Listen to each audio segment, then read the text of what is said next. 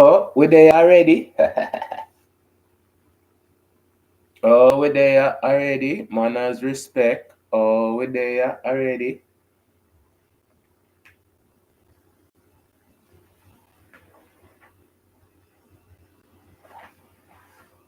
We are dealing with AI. I don't know how you stay already, Soon as me jump on, you jump on. AI just can't help himself. Uh,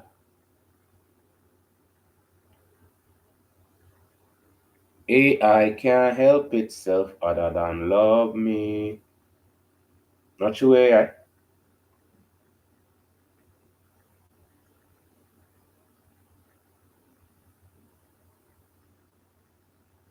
Not you AI. And you don't know you have to big up the people them way silent listen like me all the time.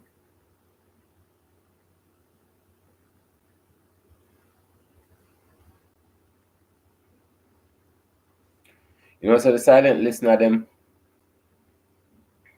pretty much are AI too.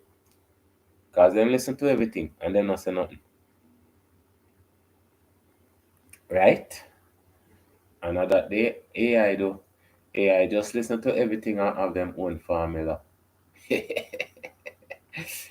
uh, so today I do Louise Bennett. I tell you so the people them me I do. They're exceptional people. Them people there are amazing. See? So that's why I'm talk about these people, I have a admiration for them. Because my thing is always the ones who inspire are the ones them I admire. You know what I say? The people them were inspire are them people them I admire. Let me say all that when I from a kid growing up like all the man them the people them all the people them used to live. So all them used to live was inspiring.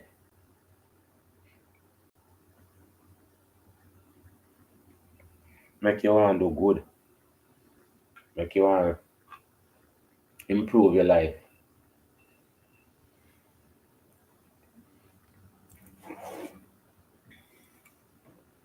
That's why it's so important to highlight them people, yeah, and keep them people, yeah, fresh in our mind on a daily basis. So late night chat. And we should have do late night chat different from series, because late night chat you can just chat about anything. Especially people in that work and then just listen. Today me did I go through my information. So I did have all of this cooking stuff. I'm gonna tell you, I'm gonna count my chicken, but I think I'm gonna get the opportunity to do all of them, create all of the stuff that I'm want to do, just because I tell you, you have to hold on to your dreams, do what you want to do, right?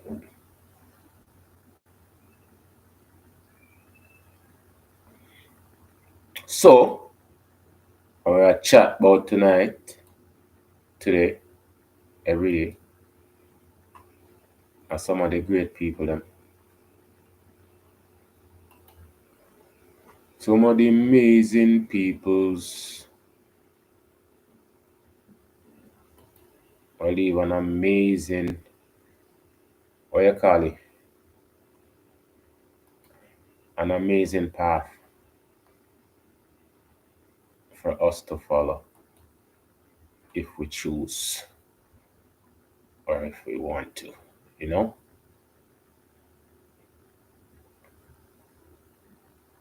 So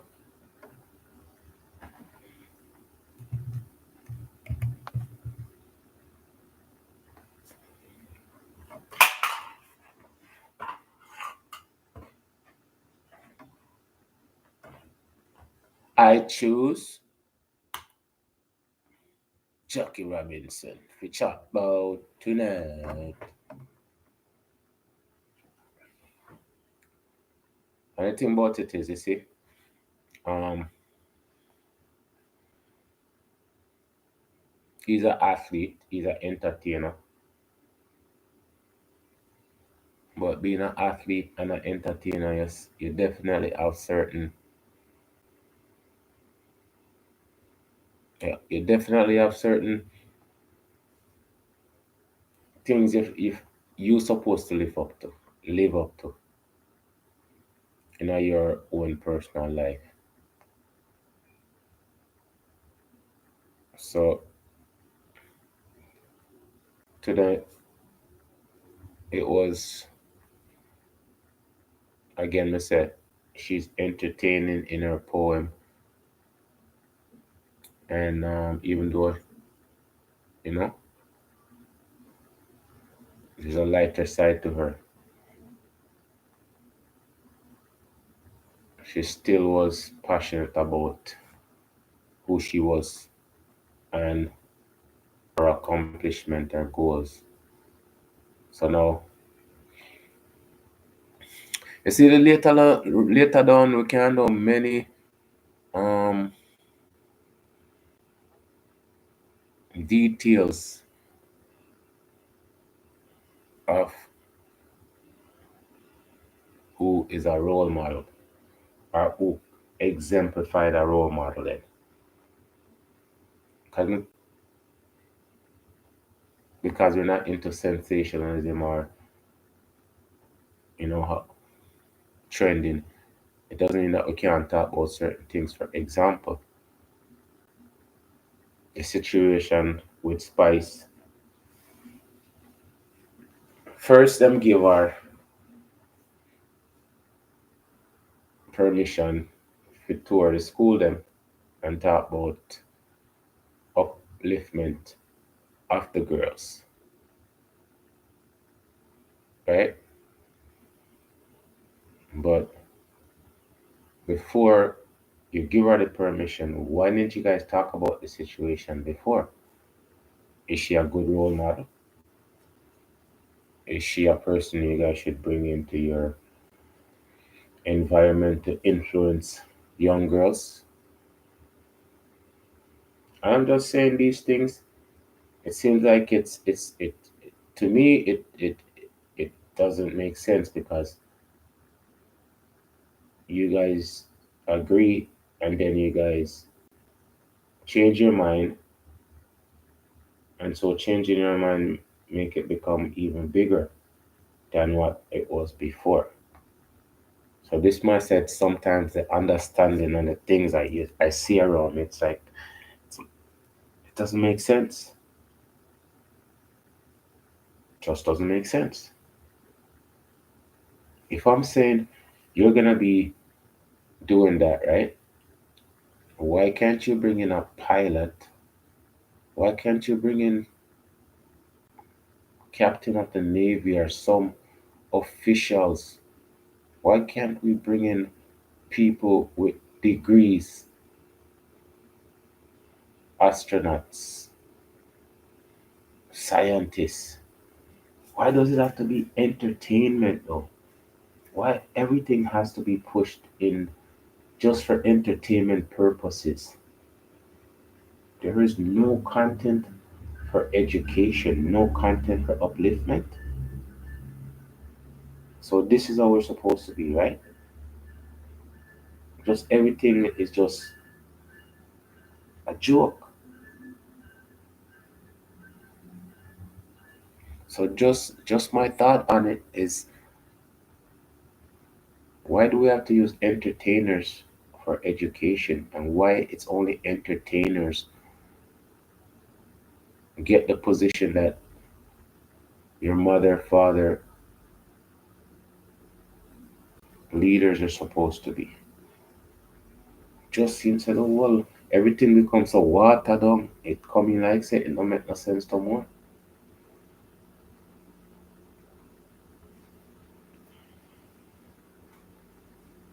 That's just my thought on it. And that's what's trending right now. So me staying on my corner, me and AI, and I'm gonna choose Jackie Robinson. So this is just like part one of Jackie Robinson. So Jack Roosevelt Robinson, backside. The man born January. The man born January, people. October 24, 1972. So I'm born January to October. Was an American professional baseball player who became the first African American to play in Major League Baseball in the modern era. You see, every era is a modern era. It's modern, more modern than the last era. So this era, yeah. Hooey.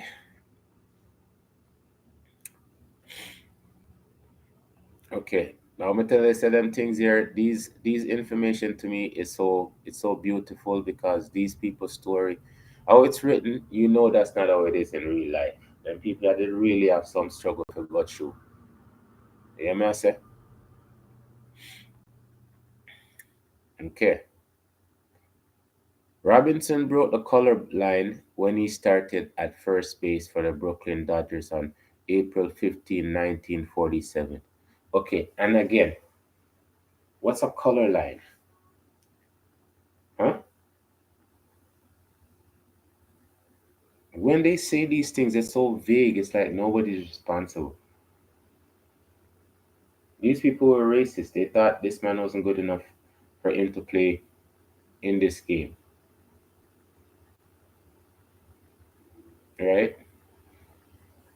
I'm gonna detail even the Negro League too because that was another all black league that pretty much the top players them from the black league, like the team them, the crappy team take all of the good player them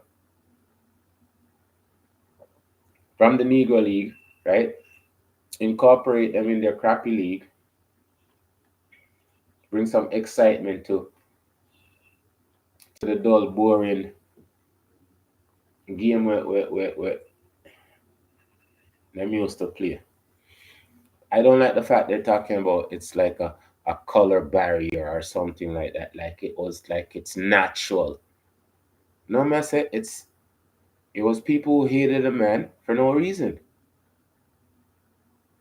Throughout history, there's nobody accountable for anything, you know. The real criminals are never caught. That's a fact. The true criminals are never caught. The people who commit the most atrocity, the most crimes, the most cruelty, those ones, it's and it's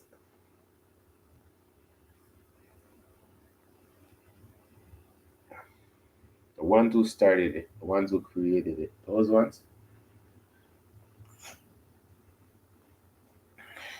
ones are always untouchable. I just don't like the old thought about color barrier.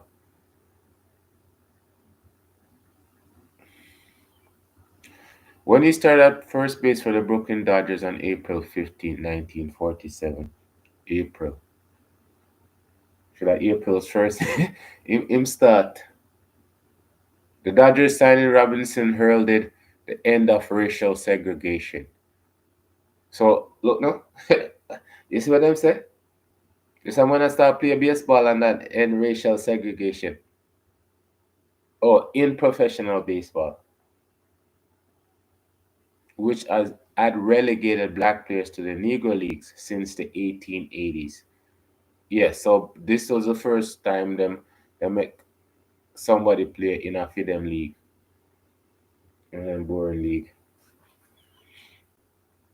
Born in Kiera, Georgia, Robinson was raised in Pasadena, California, a four-sport student athlete of Pasadena Junior College and the University of California, Los Angeles. He was better known for football than he was for baseball, becoming a star college player with the UCLA Bruins football team. Following his college career, Robinson was drafted for service during World War II, but was court-martialed for refusing to sit at the back of a segregated army bus. Jesus Christ. But I said that's good because I guess when we go, no, no, no, obviously. Because all of the horror movies, them, you know who always dead first, right? So in a war, even though we are got war, we have to sit down at the back till the time for we dead we go up front. Eh? The man course martial because he chose not to sit at the back of the bus. So I guess he started doing that before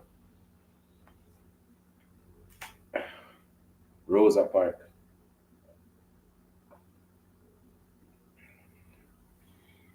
Okay, as we continue.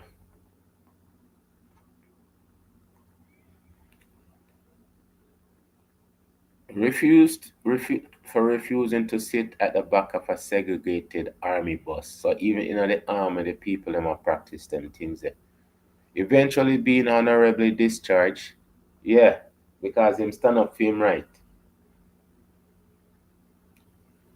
At least it wasn't dishonorable. Let me try to show you. It's like, well, I'm gonna tell you. So sometimes it's so deep. Sometimes, and there's so much of it that any one topic where you touch on, it, it could be any topic.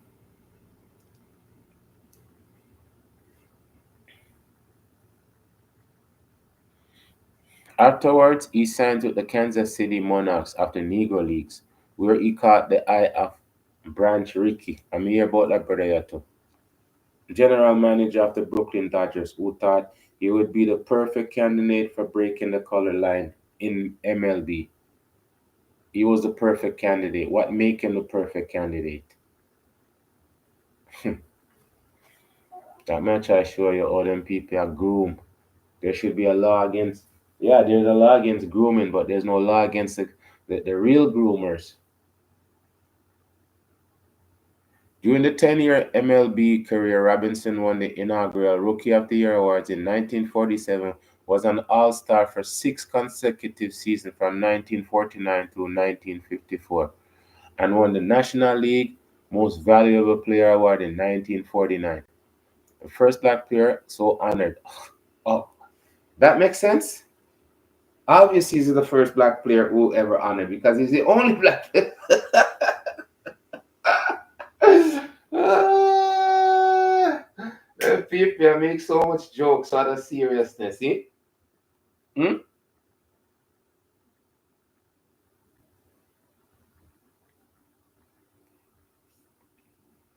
You see? So this is a true white man, right?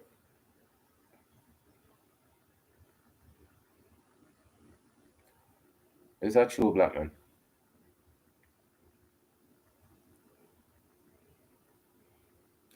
Robinson played in 6 World Series and contributed to the Dodgers' 1955 World Series championship. He was inducted into the Baseball Hall of Fame in 1962 in his first year of eligibility.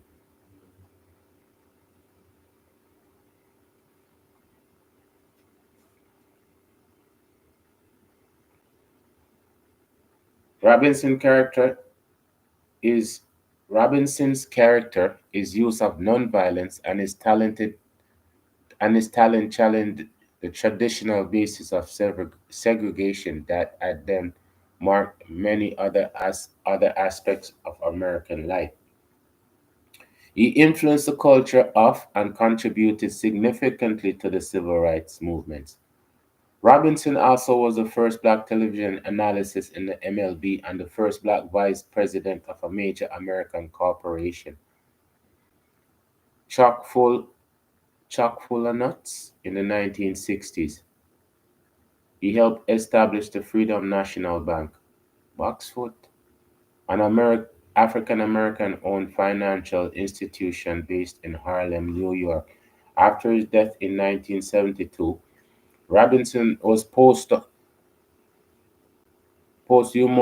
humo, yes, I always have difficulty with this word, posthumously awarded the Congressional Gold Medal and then things that they gave to you when you did.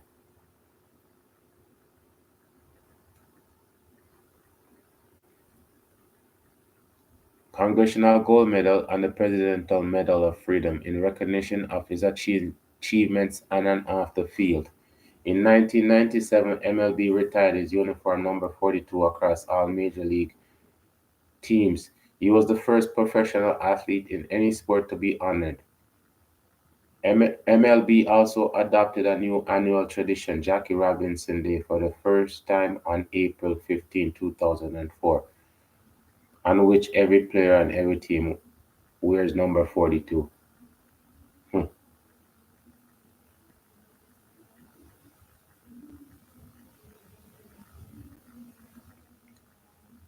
So it assures you say any one of us could be Jackie Robinson. Many people don't see the significance of that still, Understandable people. But I'm tell you say TikTok mentality don't give you a mental state where you can actually think about certain things. It gives you a false sense of comfort because as much as you watch TikTok, it now make your life better than it is unless you choose to improve it.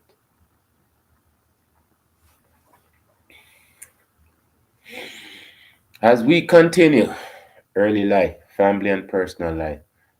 Jack Roosevelt Robinson was born on January 31st, 1990, into a family of sharecroppers in Cairo, Georgia. He was the youngest of five children born to Malik, Nima Griff, and Jerry Robinson after siblings Edgar Frank Matthew, nicknamed Mac, and Willie Mae. His middle name honored former President Theodore Roosevelt, who died 25 days before Robinson was born.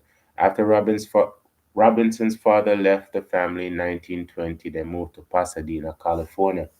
The extended Robinson family established itself on a residential plot containing two small houses at 121 Pepper Street in Pasadena.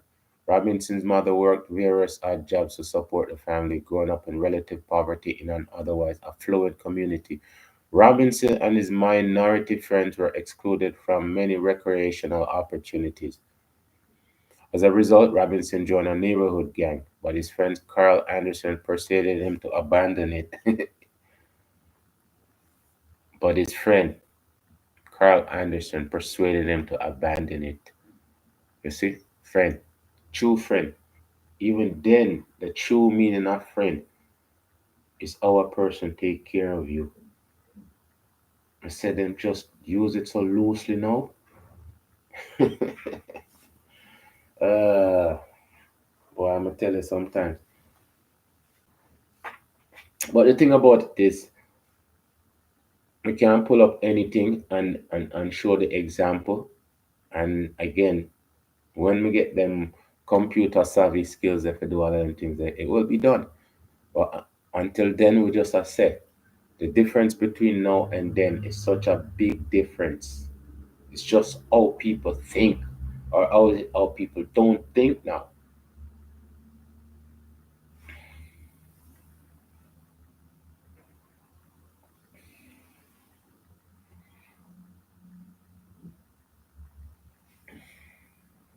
In 1935, Robinson graduated from Washington Junior High School and enrolled at John Muir Technical High School.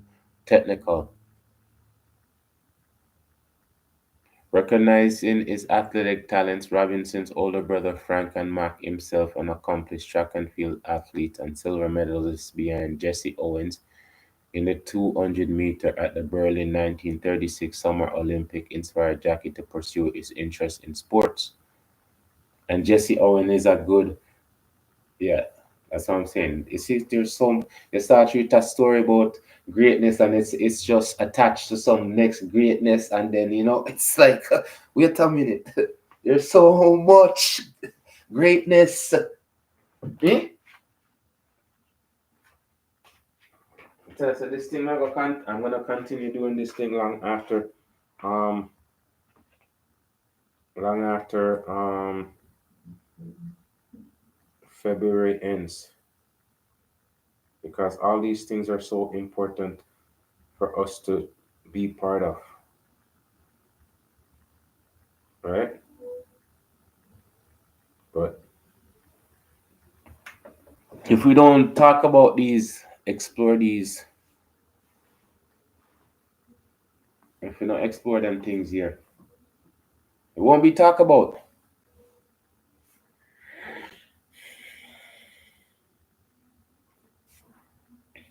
All right. Almer Tech Robinson played numerous sports at the varsity level and lettered in four of them. So I guess letter mean like him get scholarship or something.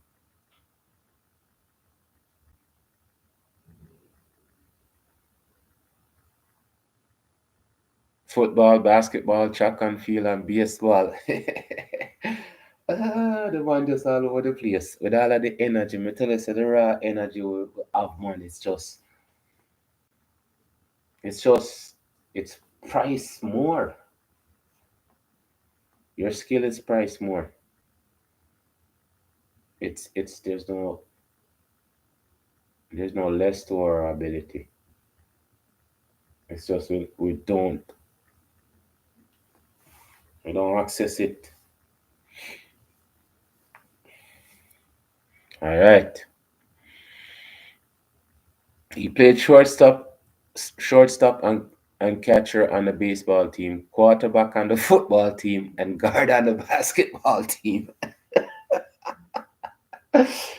Ah, the man play all of the top position them on all of the team them.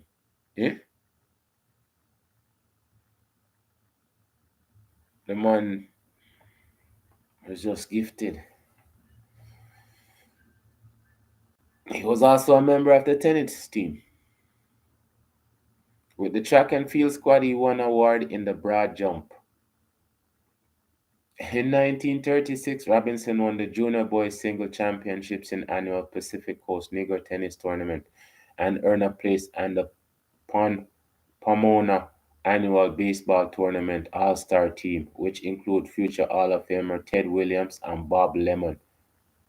In late January 1937, the Pasadena Star News newspaper reported that Robinson for 2 years has been the outstanding athlete at Merce, starring in football, basketball, track, baseball, and tennis. Huh? The man a eat sports. The man is eating sports and having a good meal. For real. Man's putting in the work. The man is putting in the work.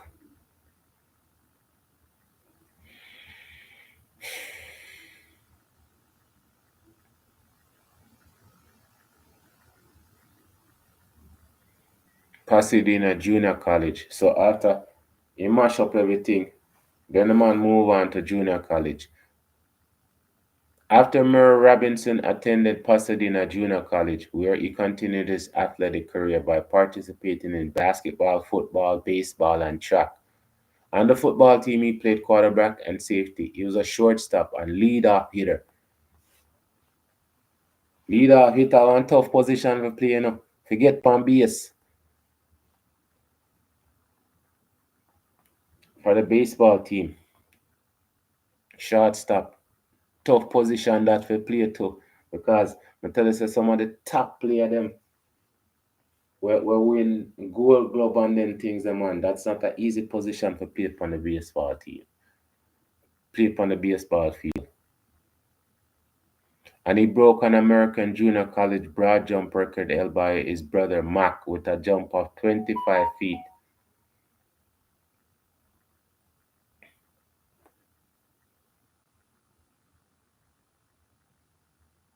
25 feet 6.5 inches. On May 7, 1938, as at Murr High School, most of Jackie's teammates were white. While playing football at PGC, okay, PJC, Pasadena Junior College, Robinson suffered a fractured ankle, complications from which would eventually delay his deployment status while in the military. In 1938, he was elected to the All Southland Junior College team for baseball and selected as the region's most valuable player. That year, Robinson was one of the 10 students named to the school's Order of the Mass and Dagger, Omicron Mo Delta, awarded to students performing outstanding service to the school and whose scholastic and citizenship record is worthy of recognition. Also, while at PJC, he was selected to the Lancers, a student-run police organization responsible for patrolling various school activities. Even them things that look, even then them are picking a police to school them. An incident at PJC illustrated Robinson's impatience with authority figures he perceived as racist, a character trait that would resurface repeatedly in his life. On January 25, 1938, he was arrested after vocally disputing the detention of a black friend by police. Again, true friendship.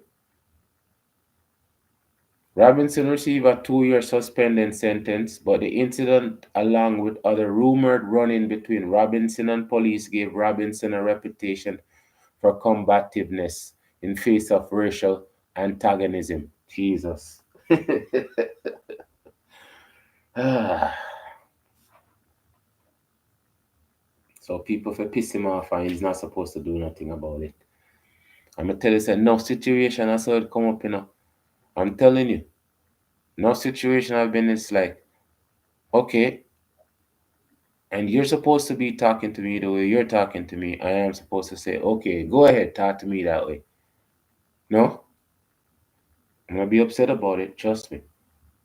I'll be pissed off, yes.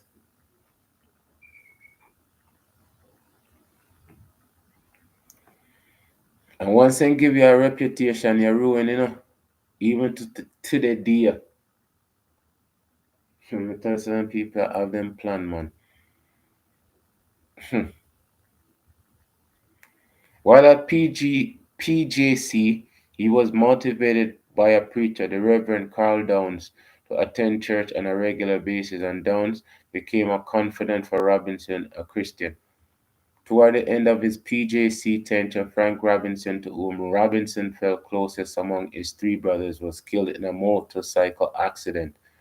The event motivated Jackie to pursue his athletic career at the nearby University of California, Los Angeles, UCLA, baby.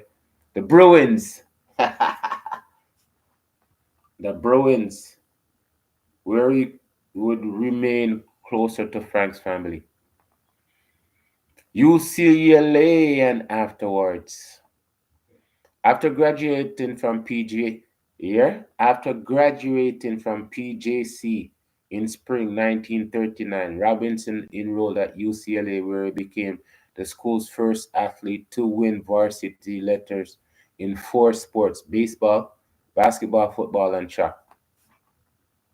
Four letters of recommendation or scholarship, I'm sure, because again, education is always expensive.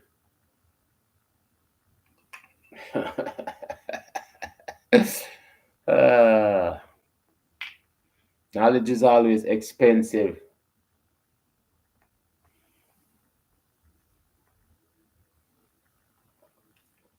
but wisdom is free. Capiche? All right.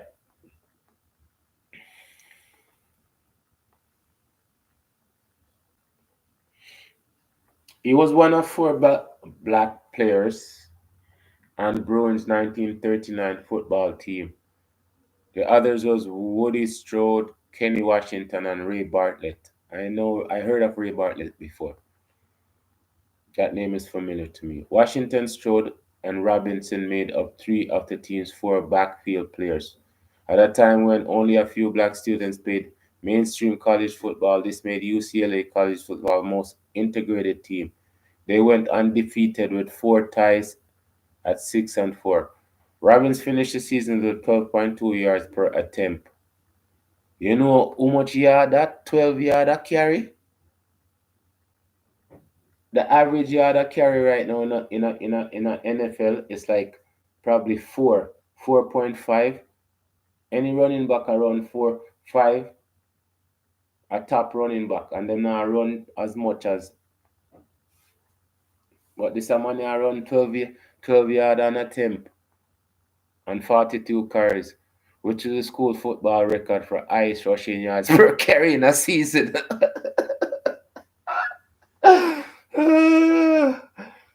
As of 2022, so the man record still stand today. That me I try show you say man I run average 5 yard a carry nowadays. Extraordinary feats. Robinson also led the NCAA in punt return average in 1939 and 1940 season. In track and field, Robinson won the 1940 NCAA championship in the long jump, 24 feet 10 and 1/4 in baseball in 7.58 meter. Baseball was Robinson's worst sport at UCLA. He hit 0.097 in his only season, although in his first game he went 4 for 4 and twice stole home. So when you say 0.97, I think 0.097 I mean, I think that was, I'm not sure, but around that the Michael Jordan did average when he go play baseball for a minute. It wasn't really a good average. A good average is probably like 2 point something, 2.75, or a really good average is 3. When you're hitting like 400, trust me, you're doing absolutely well in baseball, right? So all of them things here, but again, that was his worst sport. So you know, really expect much from that. While a senior at UCLA, Robinson met his future wife, Rachel Uzum, 1922. A UCLA, did I say? Okay. Oh yeah, 20. Yeah, I was right. A UCLA freshman who was familiar with Robinson's athletic career at PJC. He played football as a senior, but the 1940 Bruins won only one game. In the spring, Robinson left college just shy of graduation. Despite the reservations of his mother and Tuzum, he took a job as an assistant athletic director with the government's National Youth Administration at Tuskegee, California. After the government ceased NYA operations, Robinson traveled to Honolulu in the fall of 1941 to play football for the semi-professional, racially integrated Honolulu Bears. After a short season, Robinson returned to California in December 1941 to pursue a career as a running back for the Los Angeles Bulldogs of the Pacific Coast Football League. But by that time, however, the Japanese attack on Pearl Harbor had taken place, which drew the United States into World War II and ended Robinson's nascent football career. Nascent means short. I never seen that word before. Okay, I am just saying it seems like or not started. Could be not started. Short, not started. Military career. Mr. Jackie Robinson in the military. So in 1942, Robinson was drafted and assigned to a segregated army cavalry. Ah, boy, may I tell you, the things what we got through, Segregated Army Cavalry Unit at Fort Riley, Kansas. Having the requisite qualifications, Robinson and several other black soldiers applied for admission to an officer candidate school, then located at Fort Riley. Although the Army's initial July 1941 guidelines for OCS had been drafted as race neutral, few black applicants were admitted into OCS until after subsequent directives by Army leadership. The applications of Robinson and his colleagues were delayed for several months after protests by heavyweight boxing champion Joe Louis. See, that's our next great boxer too, Joe Louis. My gosh, man, there's so much. There's so much great, great, great, great, great. Then stationed at Fort Riley. Joe Louis was then stationed at Fort Riley. And with the help of Truman Gibson, then an assistant civilian aide to the Secretary of War, the men were accepted into OCS. The experience led to a personal friendship between Robinson and Lewis. Upon finishing, great, no great. Okay, great, no's great. Okay. Upon finishing OCS, Robinson was commissioned as a second lieutenant in January 1943. Shortly afterwards, Robinson and Izum were formally engaged. After receiving his commission, Robinson was reassigned to Fort Hood, Texas, where he joined the 761 1st Black Panthers Tank Battalion. A pure grimy in that, 761 1st Black Panthers Tank Battalion. While at Fort Hood, Robinson often used this his weekend leave to visit the Reverend Carl Downs, president of Sam Houston College, now Houston Tillotson University in nearby Austin, Texas, in California. Downs had been Robinson's pastor at Scott United Methodist Church while Robinson attended PJC. An event on July 6, 1944 derailed Robinson's military career. While awaiting results of a hospital test on the ankle he had injured in junior college, yes, Robinson boarded an army bus with a fellow officer's wife. Although the army had commissioned its own unsegregated bus line, the bus driver ordered Robinson to move to the back of the bus. Robinson refused. The driver backed down, but after reaching the end of the line, summoned the military police who took Robinson into custody. When Robinson later confronted the investigating duty officer about racist questioning by the officers and his assistant, the officer recommended Robinson be court-martialed.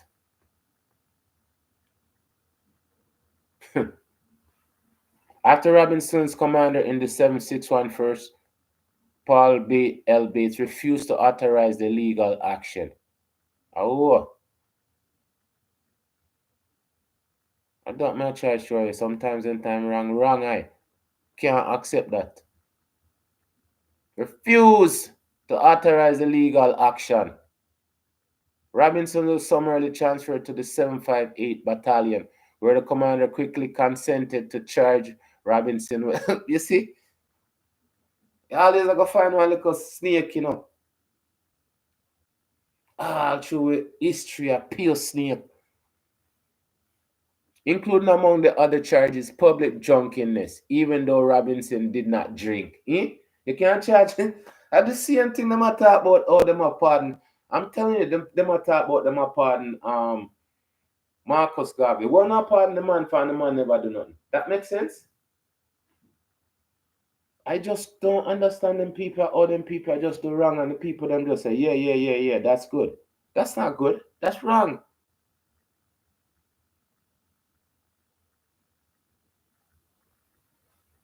You can't accept wrong as right. Can't accept wrong as right.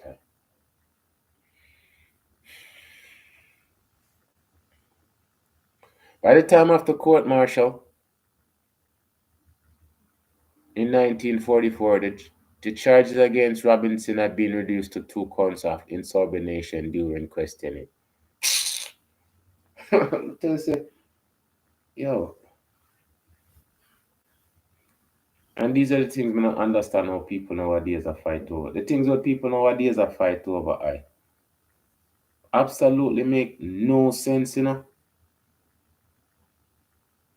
I can't absolutely say the things that more people are fight over nowadays are madness.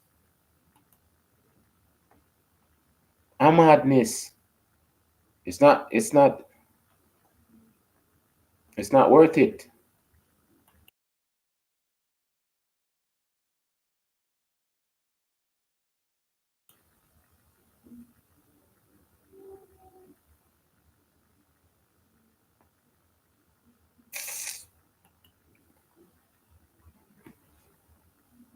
And that much I sure say that's why we don't really care about history, you know.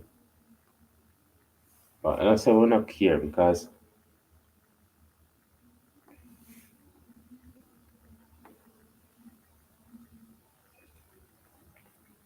I know everybody thinks so, you know.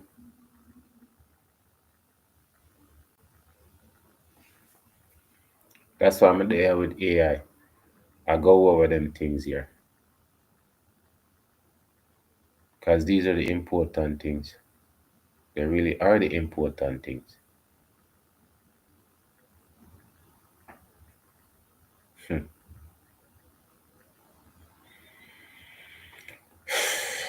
People them jump up 1 billion bag of charge and then they wiggle it down to one little idiot.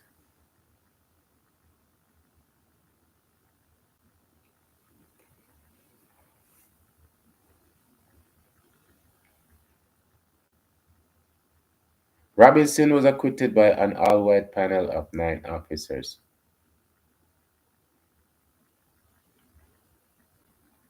Although his former unit, the 761 1st Tank Battalion, became the first black tank unit to see combat in World War II, Robinson's court-martial proceeding prohibited him from being deployed overseas. He was never in combat. Good for him. Although his former unit, the 70th, yeah. After his acquittal, he was transferred to Camp Breckenridge, Kentucky, where he served as a coach for Army athletes until receiving an honorable discharge in November 1944. While there, Robinson met a former player for the Kansas City Monarchs of the Negro American League who encouraged Robinson to write the Monarchs and ask for a tryout. Robinson took the former player's advice and wrote to Monarch co-owner Thomas Beard. You see, we used to give good advice. Me not understand. Me say everything about us, man.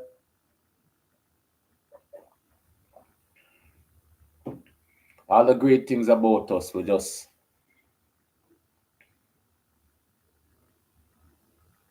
dash it away. Like say it no work, nothing.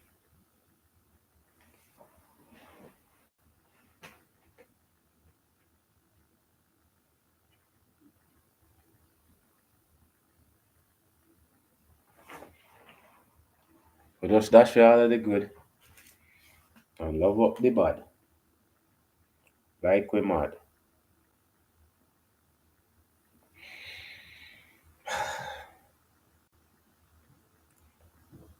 Let's continue, people. Post military. All right. After his discharge, Robinson briefly returned to his old football club, the Los Angeles Bulldogs. Robinson then accepted an offer from his old friend and pastor Reverend Carl Downs to be the athletic director at Samuel Houston College, Houston, but it's spelled Huston, Houston, in Austin. Then, after Southwestern Athletic Conference, the job included coaching the school's basketball team from 1944 to 1945.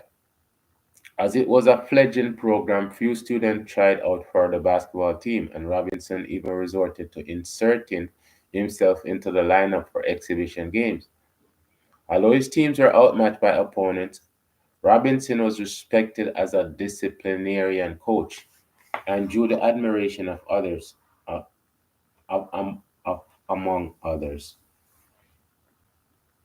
Lansdowne University and basketball players. Marquise is a future member of the Harlem Globetrotters. Okay, so his playing career.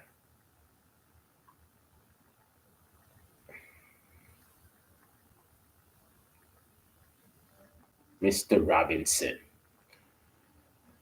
Negro Leagues and Major League prospects. In early 1945, while Robinson was at Sam Houston's college, the Kansas City Monarchs sent him a written offer to play professional baseball in the Negro Leagues.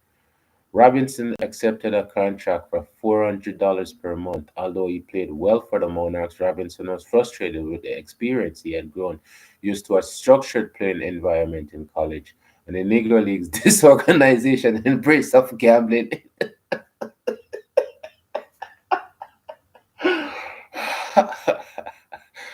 Ah, one of our favorite thing for do, huh? Disorganized. Jeez.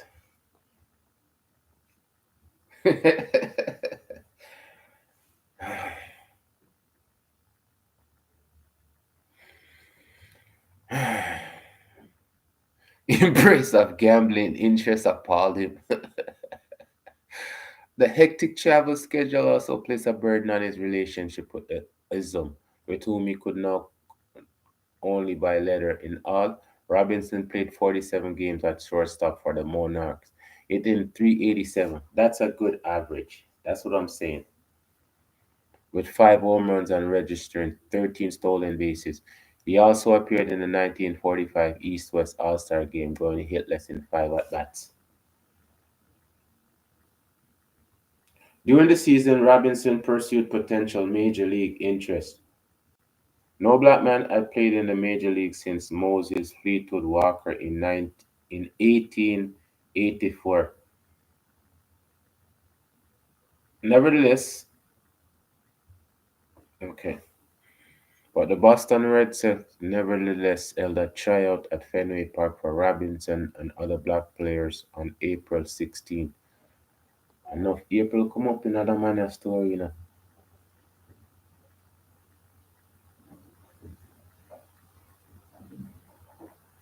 Okay.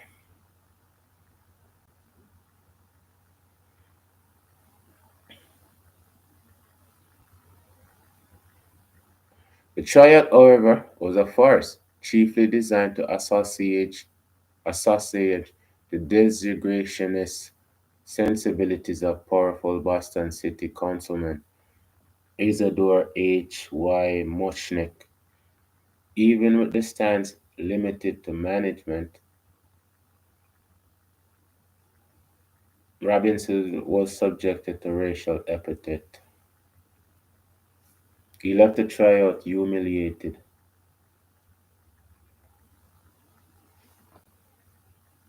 And more than 14 years later, in July 1959, the Red Sox became the final major league team to integrate its roster. So I guess that was the worst place to go, Boston. Eh? And even now, Boston is a place for suspects still, you know, for sure. And again, it's not the place, it's the people, right?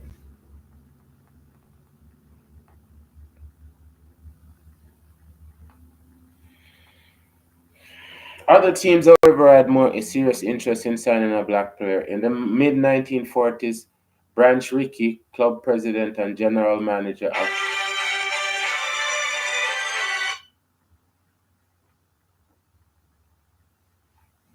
That's my interruption.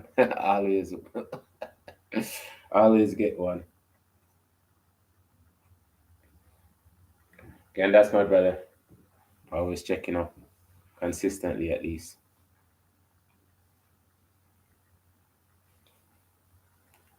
Other team had more serious interest in signing a black ball player in the mid 1940s.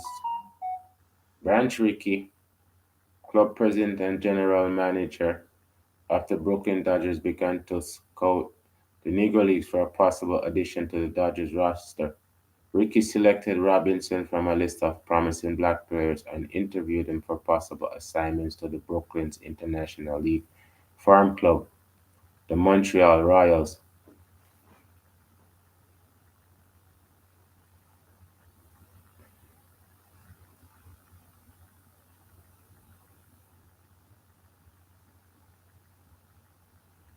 Rickey was especially interested in making sure his eventual signee could withstand the inevitable racial abuse that would be directed at him.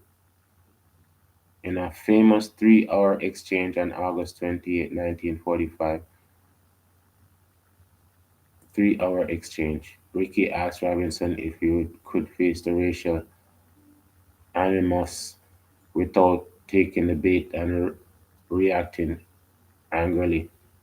A concern given Robinson's prior argument with law enforcement officials at PJC and in the military. So you see, and people have your tag for your whole life, That's what I always say. This is how they do it. As long as you have a criminal record, you just escalate. They use whatever your criminal charges and that always add more onto it. So that's one of the things I say we're supposed to always be aware of the law. The law is only there to protect some or protect you, protect some from you. Because once them tag you, it's a high school or in the army, he wasn't convicted of anything. But them still I use it against him anyways.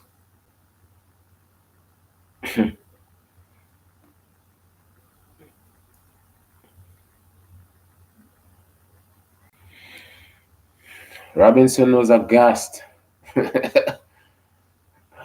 He was shocked. uh,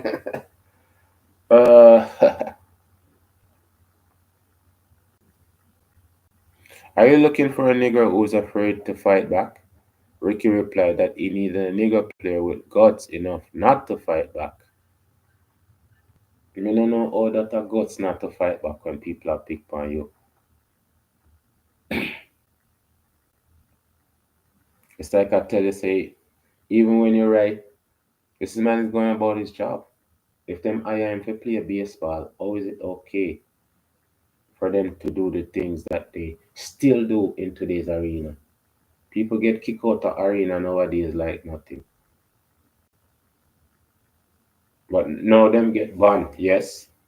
Them get banned, but just the fact that somebody can come and disrespect a person,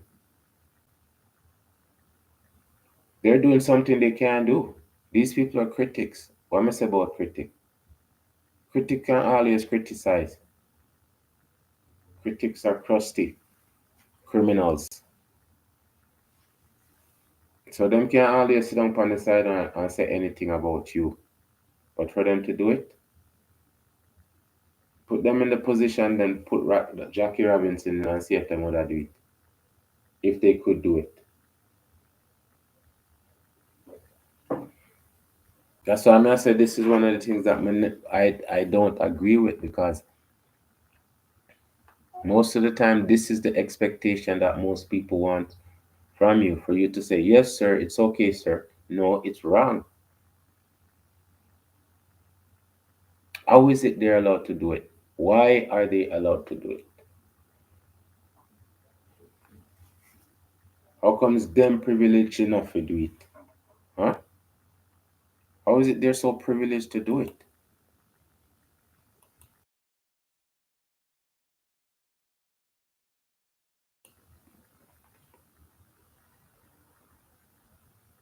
They'll abuse you, they'll talk down to you,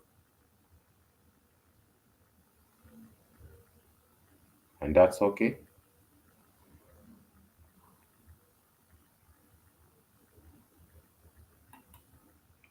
You're a fox, them might treat you like an animal. It's so wrong.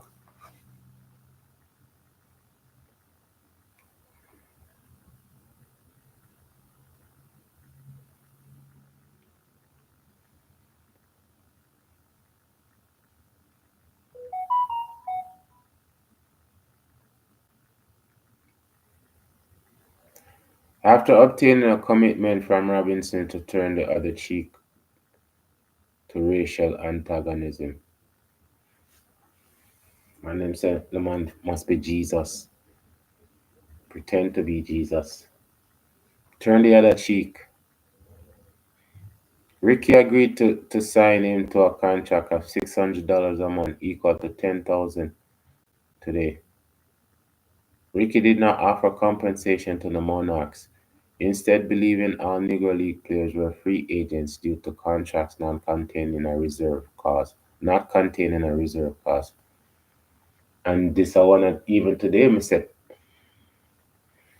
players are free agent. They shouldn't be like they should have the same thing like that. A worse team, but it's who they want to sign. It shouldn't be a draft thing. It should be sign them as free agent. The worst team can afford the best player. Like rookie contract. That's the next thing. If I'm the best player coming out of the draft, coming into any sports, why shouldn't I get, that big money?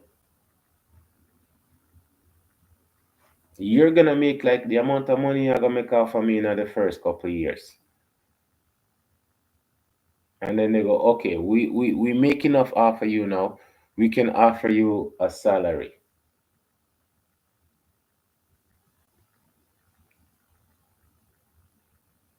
They want to ride you out as long as possible before they can pay you the money where you deserve. So it would be a yearly contract. Sign it for a year then. The first year I sign for come out of college, I sign for 3-4 million. And the next year, same thing. And then, when we get good enough, then we can really start talk about some money. So if I prove myself in them 1 year contract, then I can say, all right, based on the last 3 years, we can sign a contract for the next 3 years. Balance it out. I may make, say, average $9 million. Because I'm going to discount for the first 3 years. $9 million for the after 6 years into the league. So what me see now? Yeah, make around 30 to 40 million dollars in the first year with deals and all of them stuff there. And then after that, and I saw me said the teams then can be competitive with the player then, because if the player them not good enough, what the sense you got pay a player $250 million, right, for 5 years, and that player they injured for 3 years. Just because I'm in the league for that long. And that don't mean I'm consistent. I gotta be that for them. Just as I say how it worked out, it doesn't to me it doesn't equate. You know, we need like one of them people that understand them how to work it out. Because I'm sure if it was work out and the other, everybody would get paid, and people would be paid according to their worth.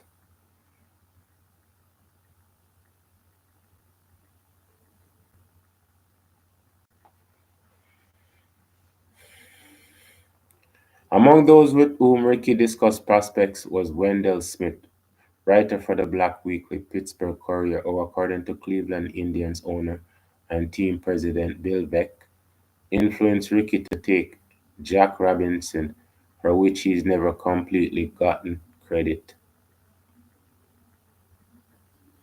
Although he required Robinson to keep the arrangement a secret for the time being, Ricky committed to formally signing Robinson before November 1st, 1945. On October 23, November, start November 1st.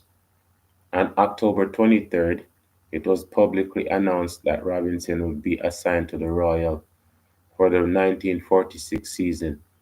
On the same day, with representatives of the Royals and Dodgers present, Robinson formally signed his contract with the Royals in what was later referred to as the Noble Experiment. Robinson was the first black baseball player in the International League since the 1880s.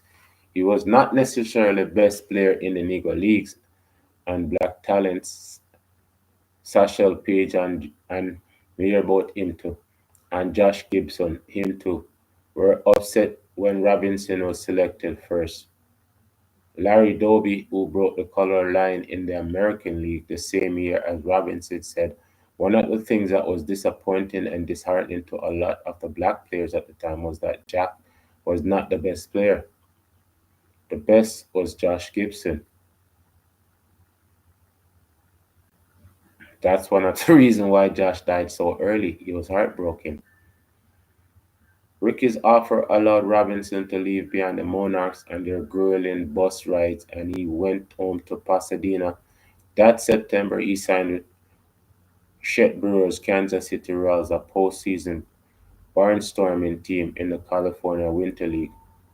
Later that offseason, he briefly toured South America with another barnstorming team, which his financialism pursued nursing opportunities in New York City.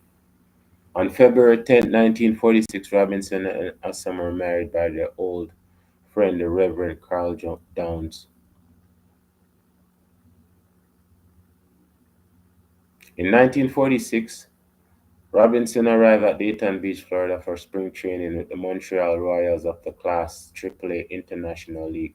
Clay Hopper, the manager of the Royals, asked Ricky to assign Robinson to any other Dodger affiliate, but Ricky refused.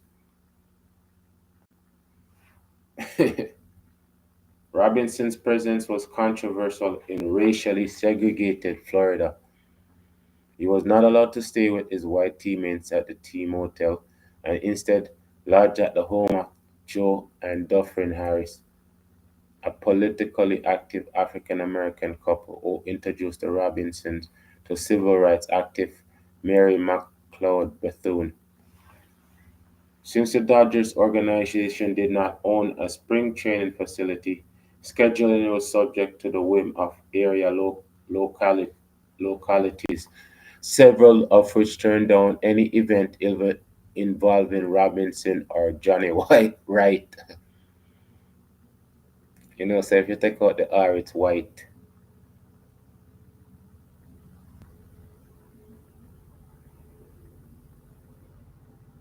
Another black player whom Ricky assigned to the Dodgers organization in January.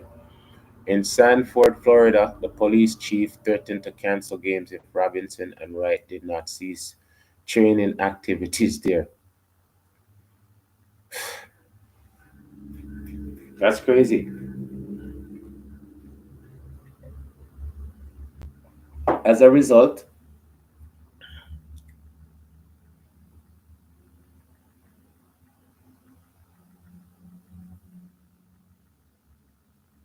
Robinson was sent back to Daytona Beach in Jacksonville. The stadium was padlocked shut without warning on game day by order of the city's Park and Public Property Director. In Dylan, a scheduled day game was postponed ost- ostensibly, osten- ostensibly because of issues with the stadium electrical lighting. After much lobbying of local officials by Ricky himself, the Royals were allowed to host a game involving Robinson in Daytona Beach. Robinson made his Royals debut at Daytona's Beach City Island ballpark on March 17, 1946, in an exhibition game against the team's parents' club, the Dodgers. Robinson thus became the first black player to openly play for a minor league team against a major league team since the de facto baseball color line had been implemented in the 1880s. Later in the spring training, after some less than stellar performances, Robinson was shifted from shortstop to second base, allowing him to make shorter throws to first base. Robinson's performance soon rebounded. On April 18, 1946, Roosevelt Stadium hosted the Jersey City Giants' season opener against the Montreal Royals, marking the professional debut of the Royals' Jackie Robinson and the first time the color barrier had been broken in a game between two minor league clubs. Pitching against Robinson was Warren Sandell, who had played against him when they both lived in California. During Robinson's first at bat, the Jersey City catcher Dick Bouknight demanded that Satchel throw at Robinson, but Satchel refused, although Sandell induced Robinson to ground out at his first at bat. Robinson ended up with 4 hits in his 5 at bats. His first hit was a 3-run home run in the game's third inning. He also scored 4 runs, drove in three, and stole two bases in the Royals' 14-1 victory. Robinson proceeded to lead the International League that season with a 349 batting average and a 989 fielding percentage, and he was named the league's most valuable player, although he often faced hostility while on road trips. The Royals were forced to cancel a Southern exhibition tour, for example. The Montreal fan base enthusiastically supported Robinson. Whether fans supported or opposed it, Robinson's presence on the field was a boon to attendance. More than 1 million people went to games involving Robinson in 1946.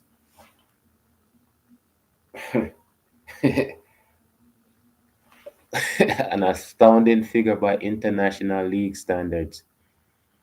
In the fall of 1946, following the baseball season, Robinson returned home to California and briefly played professional bas- basketball for the short-lived Los Angeles Red Devils.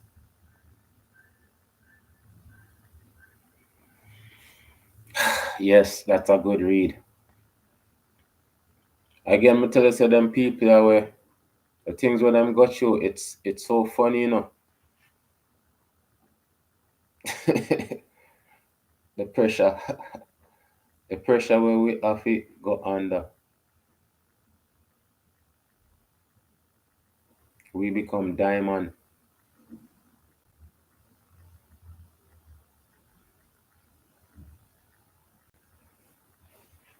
The thing about it is many of them player did better than him, yes.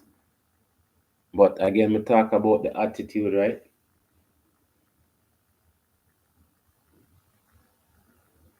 I say if you have a bad attitude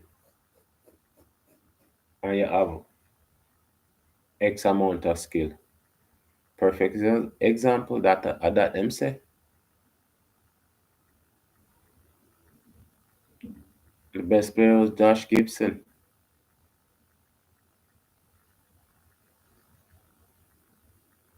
but it's not just the best player; it's the attitude, and that makes our attitude towards each other.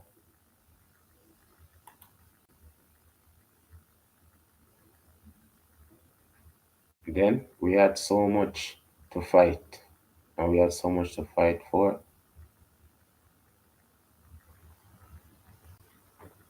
But nowadays,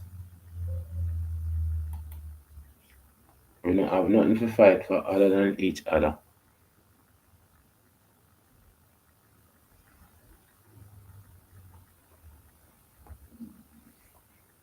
Manners, respect, always thank you for the lesson.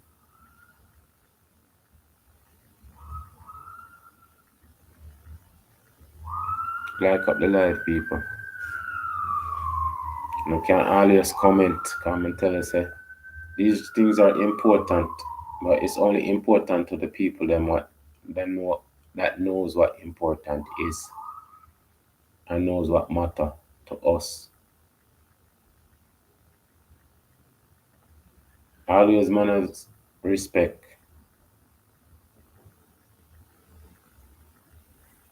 I'll print up some t-shirt, manners, respect, some balance.